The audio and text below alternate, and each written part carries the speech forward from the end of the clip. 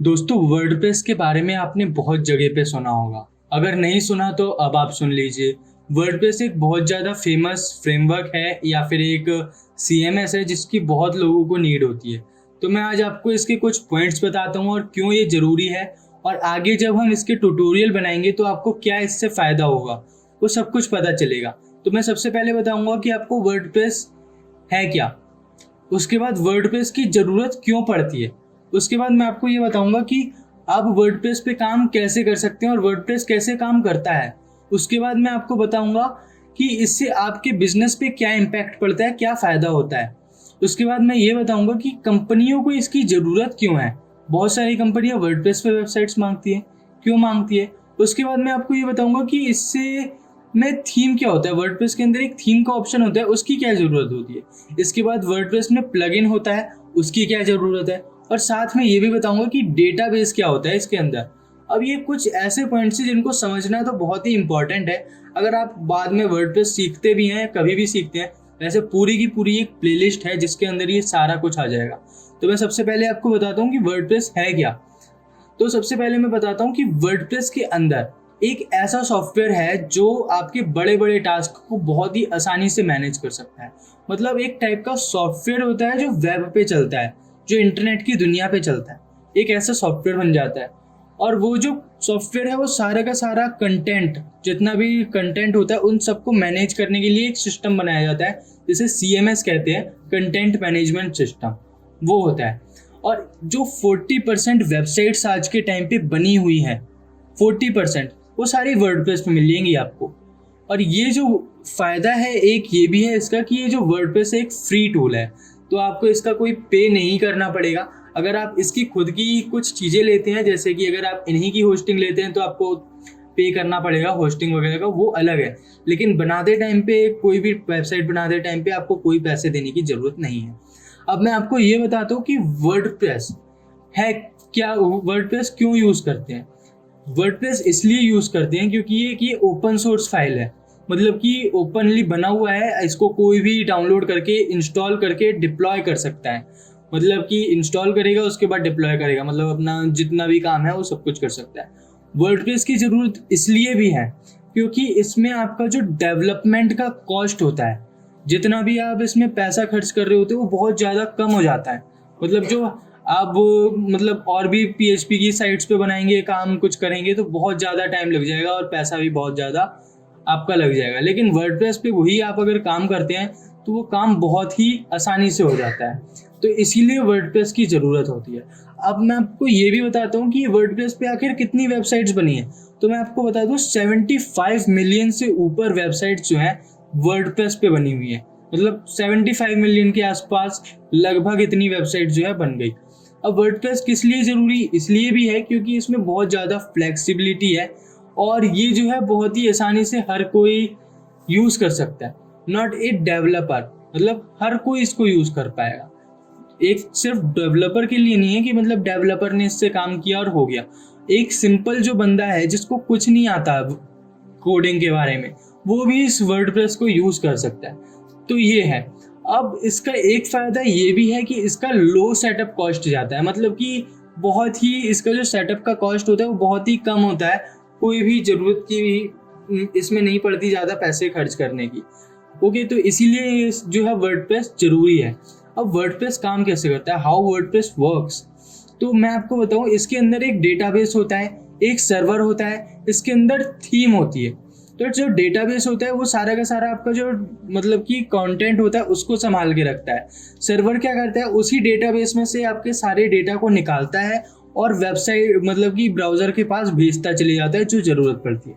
उसके बाद जो थीम होती है वो क्या करती है, जो हमारा कंटेंट आया है ना ब्राउज़र पे, वो थीम जो है उसको एकदम अच्छे तरीके से सजा करके अच्छे तरीके से मतलब हर एक जगह पे उसको पुट कर देगी, ताकि जो यूज़र देख रहा है ना उसको सब कुछ समझ आ जाए कि हाँ भाई यहाँ पे ये चीज़ है, यहाँ पे ये चीज़ है, यहाँ पे ये चीज़ है। तो हर एक चीज़ को समझ सके एक यूज़र, इसीलिए जो है थीम को बनाया जाता है। इसके अंदर रीराइट रूल्स के नाम से कुछ चीज़ें होती है। रूल्स क्या होती है कि अब मान लीजिए कि डेट है, डेट को हमें किस तरह से शो कराना है, इसके लिए रीराइट रूल्स का यूज़ किया जाता है जो वर्डप्रेस के अंदर ही होता है। और ऐसे ही करके किस तरह से हमें ब्लॉग की पोस्ट को शो कराना है, इस पे क्लिक होगा तो क्या काम करेगा, वो सारा काम जो है रीराइट रूल्स करता है। इसके बाद आता है फंक्शंस। फंक्शंस क्या इसमें काम करते हैं? फंक्शंस का एक बहुत ही इंपॉर्टेंट रोल होता है वर्डप्रेस की थीम के अंदर, या फिर आप कुछ भी समझ लीजिए। तो वर्ड ये क्या काम करते हैं कि मतलब कस्टमाइजर का काम करते हैं, मतलब कि आप कुछ भी चीज़ को, कंटेंट को चेंज करते हैं, लोगो लगाते हैं, मेन्यू बनाते हैं, या विजेट बनाते हैं, या फिर इसके अंदर कुछ भी चीज़ें बनाते हैं। ये जो फंक्शंस है ना, यही आपकी हर चीज़ में मदद करते हैं। बैकएंड में वर्क कर रहे होते हैं, आपको पता नहीं चलेगा, लेकिन ये काम जो है यही कर रहे होते हैं। तो फंक्शंस कैसे लिखते हैं ये भी आप वीडियोस के ट्यूटोरियल में सीख जाएंगे। उसके बाद टेम्पलेट क्या होते हैं?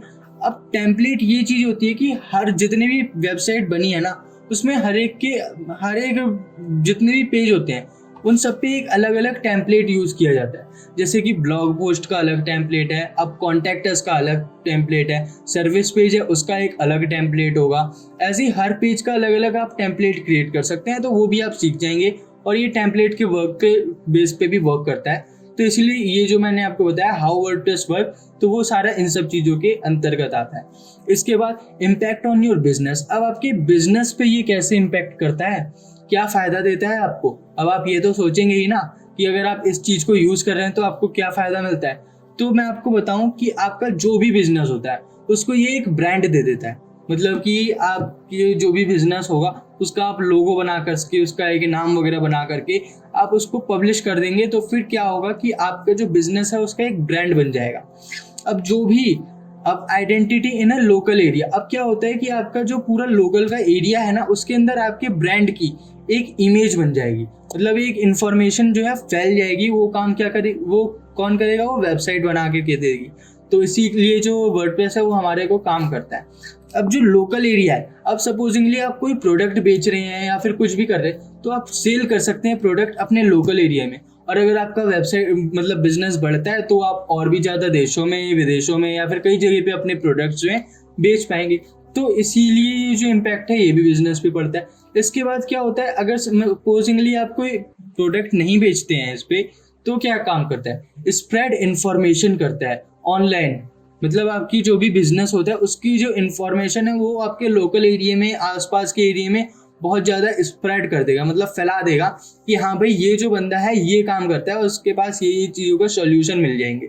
तो वो आपके बिजनेस की इन्फॉर्मेशन जो है आसपास फैला देगा, जो भी होता है आपके बिजनेस के बारे में, जिससे बहुत सारे लोग आपसे कनेक्ट करने में आसानी से कनेक्ट हो जाएंगे।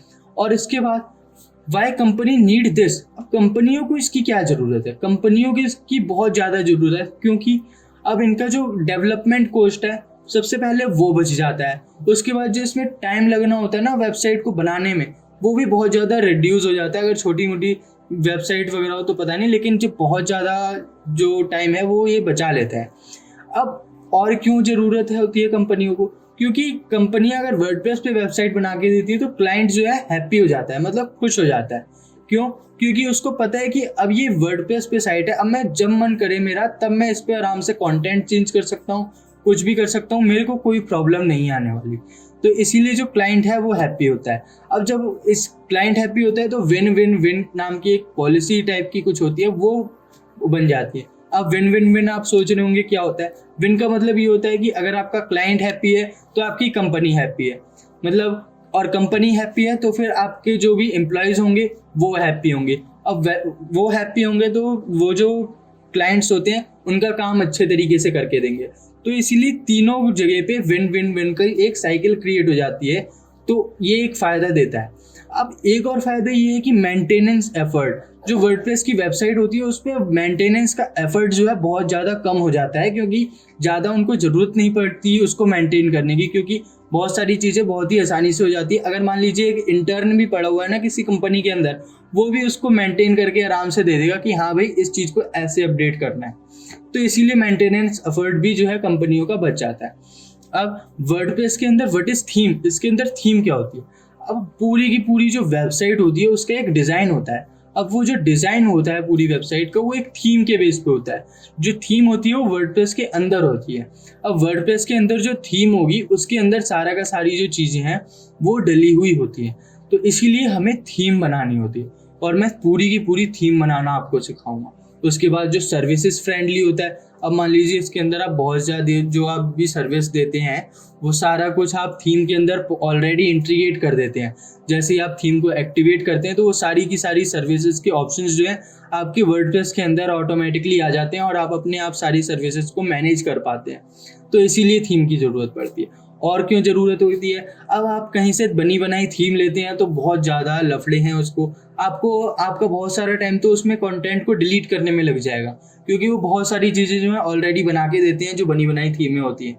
लेकिन अगर आप पूरी की पूरी थीम खुद बना रहे हैं तो आप उसमें सिर्फ वही चीज़ें डालेंगे जिसकी आपको ज़रूरत है, अदरवाइज कुछ आप डालेंगे ही नहीं। इससे क्या होगा कि वो बहुत ज़्यादा लाइट वेट बनेगी और आपकी वेबसाइट बहुत ज़्यादा फास्ट होगी। अब आपकी वेबसाइट फास्ट होगी तो सर्च इंजन में वो जल्दी रैंक भी करेगी और यूज़र जल्दी उस पर आएंगे भी, और आपका जो कंपटीशन है वो थोड़ा बढ़ जाएगा, मतलब आप जो है कंपटीशन में आगे बढ़ जाएंगे। अब आप सोच रहे होंगे इसमें प्लगइन्स की क्या ज़रूरत होती है कि what is plugin in WordPress. WordPress में प्लगइन्स जो है एडिशनल फंक्शंस को ऐड करने के लिए यूज़ करते हैं, क्योंकि सपोजिंगली आपने एक पेज बिल्डर बनाना है और आप अब उसका खुद कोड करने बैठेंगे तो आपका इतना सारा टाइम लग जाएगा कि आप उसको कर ही नहीं पाएंगे। तो इसी के लिए हम क्या करते हैं, हम सपोजिंगली एक पेज बिल्डर डाउनलोड कर लेते हैं जो भी फ्री होते हैं, जैसे एलिमेंटर होता है या साइट ऑरिजिन है या फिर ऐसे बहुत सारे प्लगइन्स आते हैं। तो आप उनको ये फंक्शन जो है एक बार प्लगइन आपने इंस्टॉल किया तो ऑटोमेटिकली आपकी थीम के अंदर आ जाते हैं। ऐसी तो आपको जो रीयूजेबल वर्क है, अब सपोजिंगली हम कुछ चीज़ें बनाते हैं, सपोजिंगली एक अकॉर्डियन है। अब अकॉर्डियन आप सोच रहे होंगे क्या होता है, आप कोई इमेज देख लीजिए जो बार बार यूज़ हो रही है, तो रीयूजेबल वर्क के लिए भी प्लगइन की ज़रूरत पड़ती है कि हम प्लगइन में एक बार सेट कर देते हैं कि यहाँ पे ये चीज़ों की ज़रूरत है और उसके बाद वो प्लगइन जो है वो हमारे को कर आके दे देता है। अब सेव लॉन्ग कोड राइटिंग, अब क्या होता है कि हम बड़े बड़े कोड लिखने से बच जाते हैं प्लगइन इंस्टॉल करने के बाद। अब ऐसा नहीं है कि आप बहुत सारे प्लगइन इंस्टॉल कर दें अपनी थीम के अंदर, सिर्फ गिने चुने कुछ ही थीम में आप प्लगइन इंस्टॉल कीजिए, वरना आपकी साइट हैंग हो जाएगी और जो उसका सर्च इंजन इंडेक्स है वो गिर जाएगा। इसीलिए आप मैक्सिममली 5 थीम तक कोशिश कीजिए, बाकी आपकी इच्छा हो, अच्छा है। ओके, तो आप अपने थीम वर्डप्रेस में कम ही थीम को इंस्टॉल करने की कोशिश कीजिएगा। उसके बाद क्या करता है प्लगइन, आपकी इम्प्रूव कर देता है प्रोडक्टिविटी को, मतलब कि आपके बहुत सारे टाइम को बचा लेता है, बहुत सारे कोड को बचा लेता है, और बहुत सारे इसके अंदर ऐसी चीज़ें होती है कि आप बड़े बड़े कोड को, बड़े बड़े काम को करने से बच जाते हैं। अब वर्डप्रेस के अंदर डेटाबेस क्या होता है, व्हाट इज डेटाबेस। वैसे तो डेटाबेस अलग ही टॉपिक है, लेकिन वर्डप्रेस के तहत डेटाबेस बहुत ही ज़्यादा इंपॉर्टेंट है। मैनेज करता है योर डेटा, मतलब कि आपका जितना भी डेटा होता है सारे डेटा को मैनेज करने का काम जो है डेटाबेस करता है। उसके बाद ये जो डेटाबेस होता है ये आपके सर्वर को वही फाइल्स देता है जिसकी सर्वर को ज़रूरत हो। सपोजिंगली एक आपका फेसबुक ही है तो आपकी इमेज की ज़रूरत है, आपके डिस्क्रिप्शन की ज़रूरत है, तो वही चाहिए, तो डेटाबेस सिर्फ वही देगा। तो वर्डप्रेस में ये डेटाबेस होता है। तो इस तरीके से इसके कुछ पॉइंट्स थे, इंट्रोडक्शन था जो मैं आपको बता चुका हूँ। अब मैं अगली वीडियोस में पूरी की पूरी थीम डेवलपमेंट सिखाऊंगा, पूरी, जहाँ मैं स्टार्टिंग से लेके एंड तक बताऊंगा। इसमें मैं HTML नहीं बनाऊंगा, पूरा वर्डप्रेस स्क्रैच से बनाऊंगा, HTML टू वर्डप्रेस।